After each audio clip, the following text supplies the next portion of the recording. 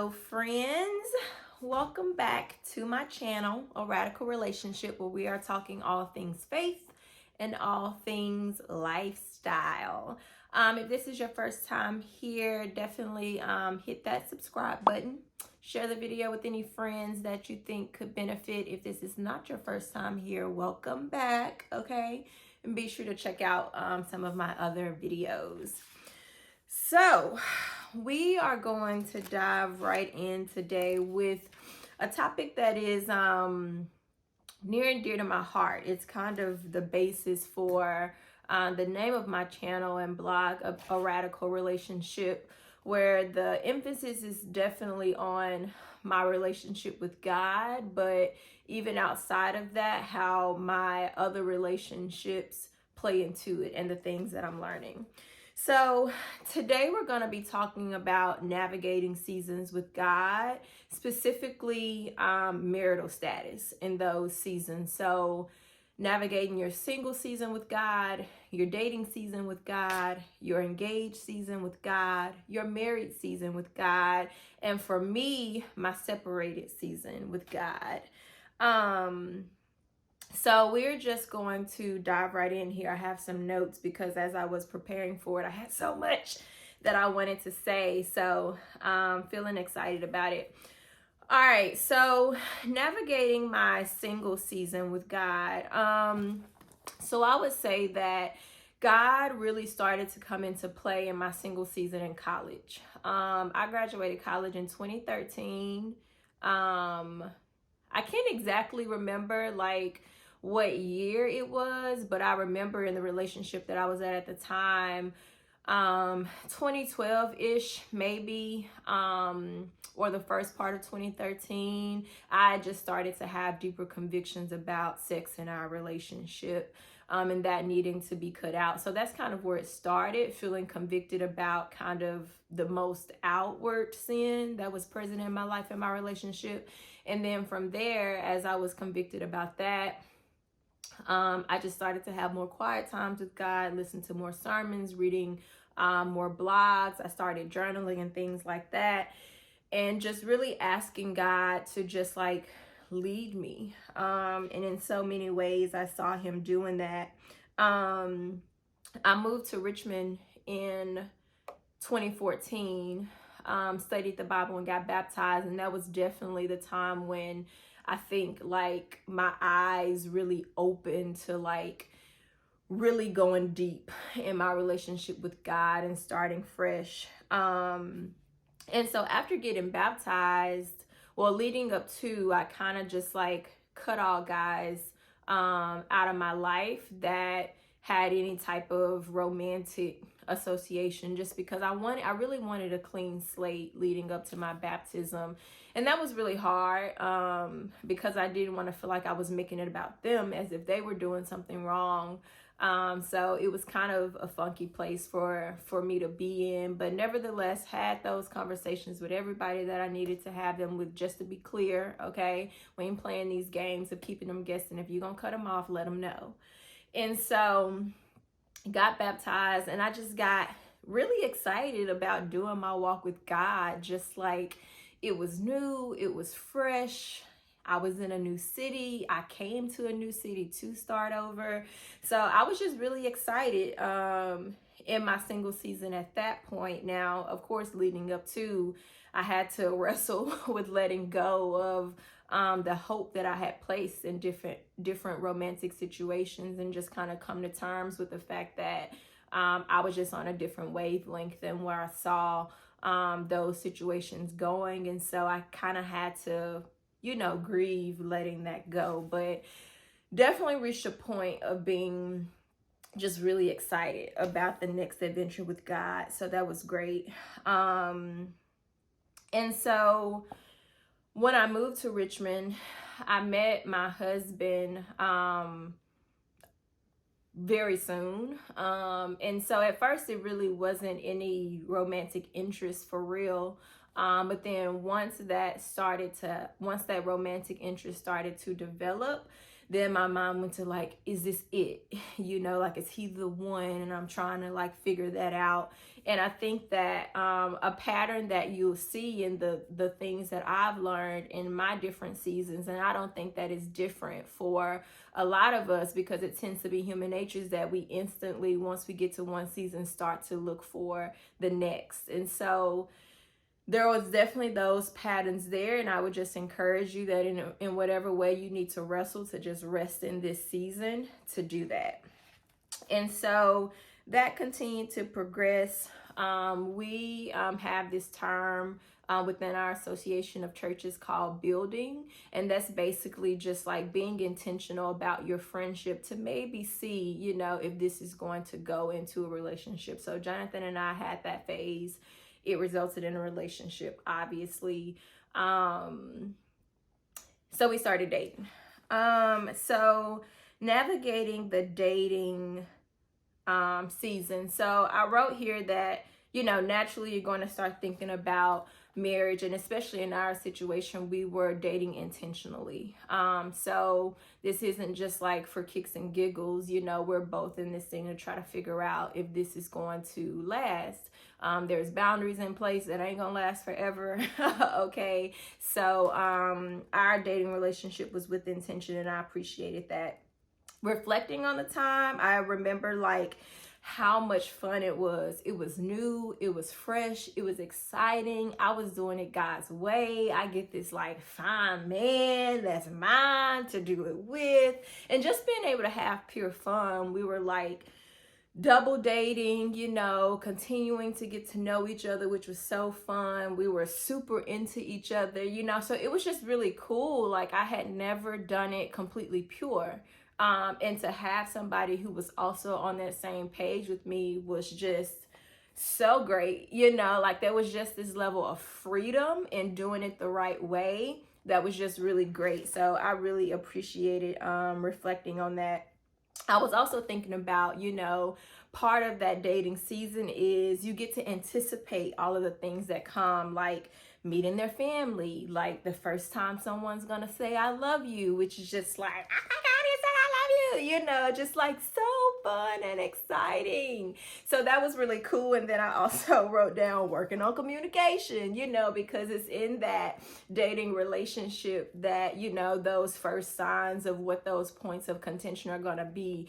I can remember some people remembering their first argument, like we had our first argument, and it kind of like, it's the first time it sobers you up a little bit. They're like, all right, this ain't gonna be all giggles all the time.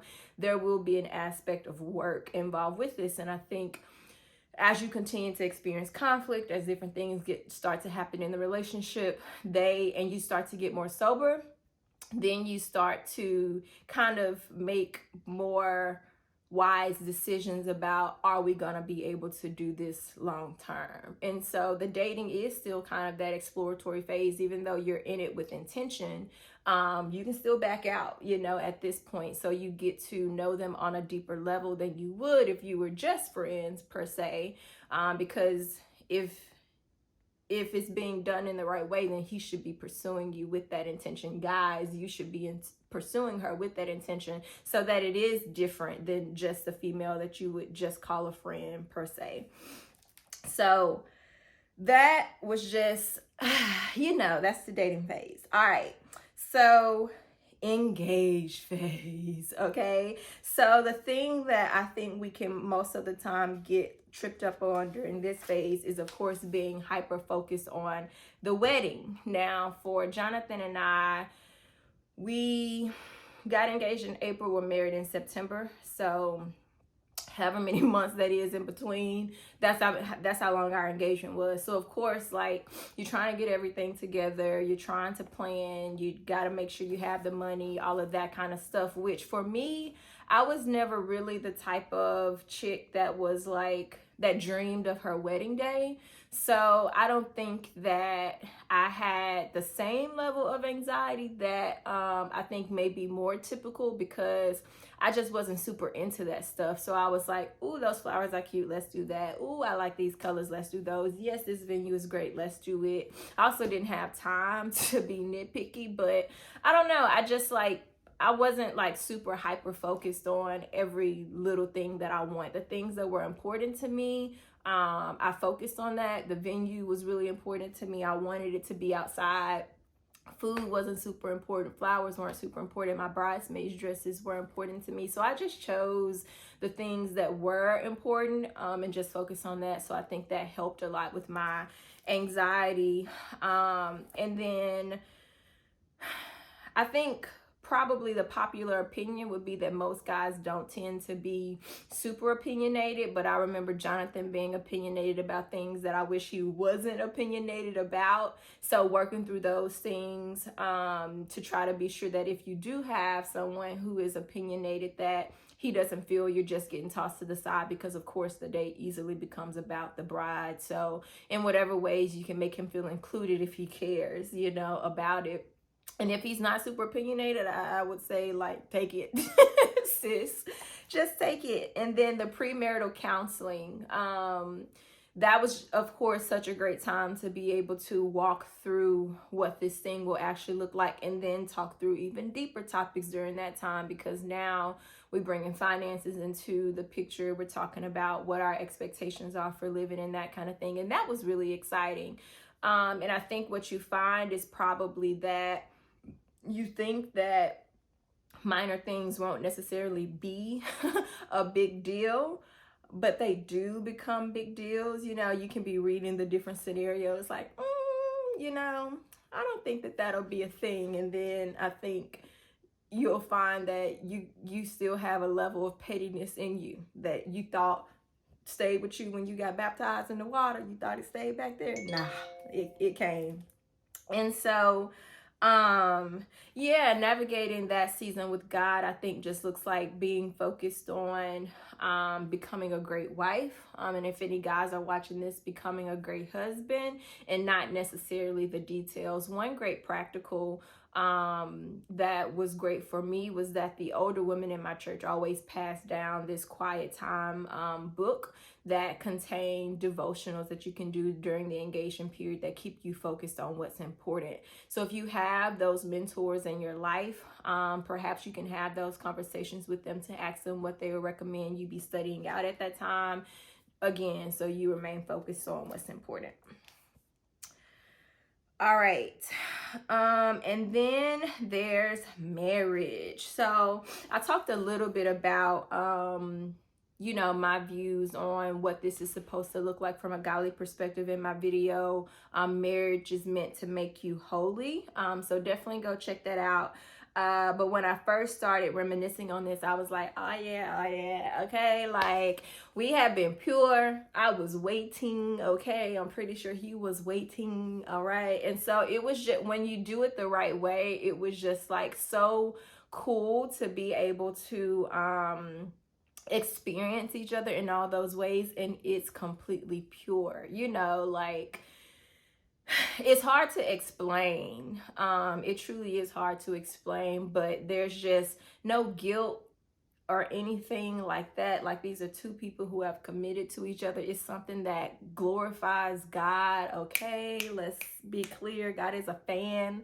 So it was just cool to, like, all of those boundaries are now gone. All right, so we can proceed, all right, with glorifying God in this relationship.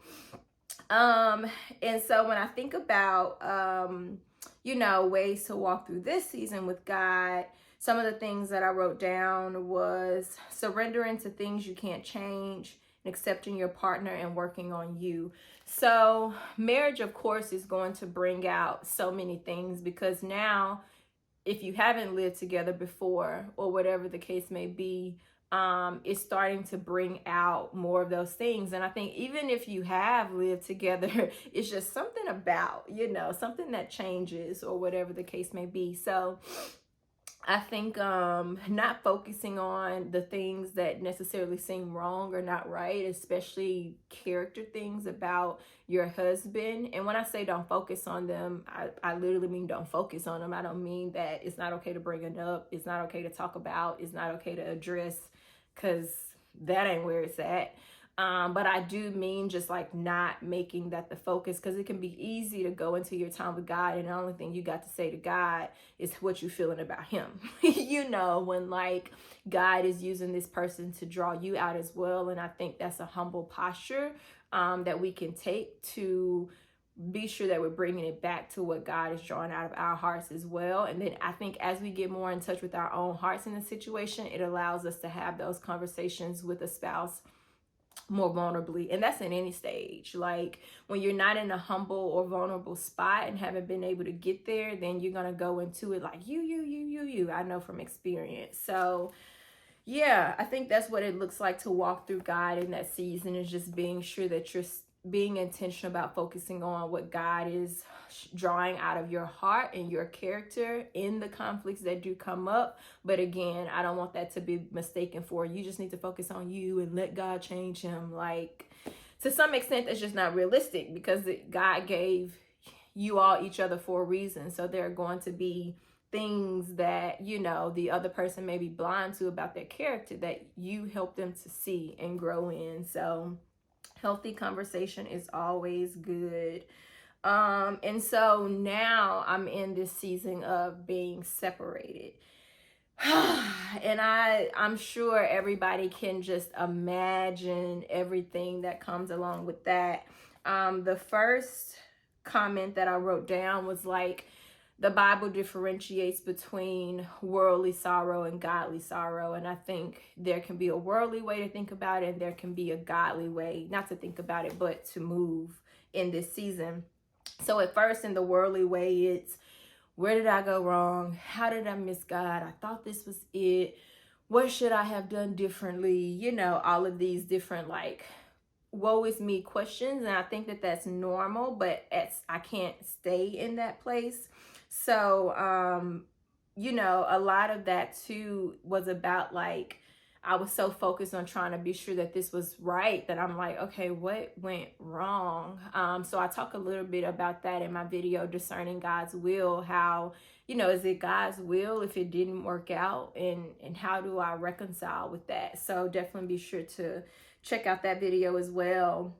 But then I started to look for God in my circumstances. And I think that that's powerful. Like you have to be intentional about what you look for in the unideal circumstance, because all of those other phases, it's easy to kind of, except for singleness maybe, but in the dating and the engaged and marriage, it's easy to kind of think about the things that are pros, because like you feel like you're in a good phase. You get a boyfriend, you get a fiance, you get a husband. But when you're single or when you're separated, like how are you intentional about looking for God and not idolizing the other seasons? And so I had to start looking for the promises of God, promises like the fact that he's close to the brokenhearted, promises of hope for my future that were so near and dear to my heart. And then really asking God, what is it that you're producing in me? And when I started to ask that question, let me tell you, God really started to reveal so many things in my character, good and bad, or not necessarily good or bad, but just like truths about my character, my codependent nature, how I like to come to everybody's rescue, how I set my eyes on the target and just move towards the target as opposed to continuing to walk with him and see what he continues to reveal along the way. And so it was just like, and then there was also so much, I became so much more emotionally whole, because I wouldn't have considered myself much of an emotional person prior to this. And clearly this is going to draw out a lot of emotions, and I learned how to like deal with them in a healthy way, not stay in that place. Definitely there was depression and feeling down and days that I just can't, that all normal in this process. But I just like, I was of the mentality prior to this season that like, when you can't do nothing about it, you just got to keep it pushing. And God was like, but I But I want to walk with you through this season, Shell. Like, let me care for you. Let me show you how much of a good father that I truly am. And that's been so huge for me in this season, that like I've seen God be a good father. Like, I thought about God as a ruler, iron fist. The Bible is a set of rules, but man, to be able to see God in this season be a father to me who wants to hold me, love me, and walk me through it and guide me has completely transformed my relationship with him, to see that he cares about the things that I care about, to see that he cares about the things that hurt me. Like, it's just been so great, and I can only imagine how that's going to make me different, in the future in any relationship, because I'm able to not just look at the practicals, but to be more emotionally invested, because now I'm so much more in tune with a God who is invested in me, and it's just been amazing. So those are all my tidbits, okay, on navigating through those seasons of life. No matter what season that you're in, it's amazing. God is teaching you something. Hit me up, okay? If you're having trouble navigating through any of those seasons, if you feel like it'd be beneficial for you to kind of talk through some of my experiences a little bit, so that it helps you in whatever season that you're in, would love to. I also have amazing friends in my circle that are like-minded, who have been through these same seasons, and seasons that I haven't been through, like having kids, for example. So if you're in that season, which is not one that I can speak to from personal experience, I have plenty of friends who are like-minded individuals that I could link you up with, who can share in their experience and what that has looked like. So hopefully that encourages somebody. I was super excited to make this video. Like, subscribe, share, and until next time, we are out. Bye, y'all.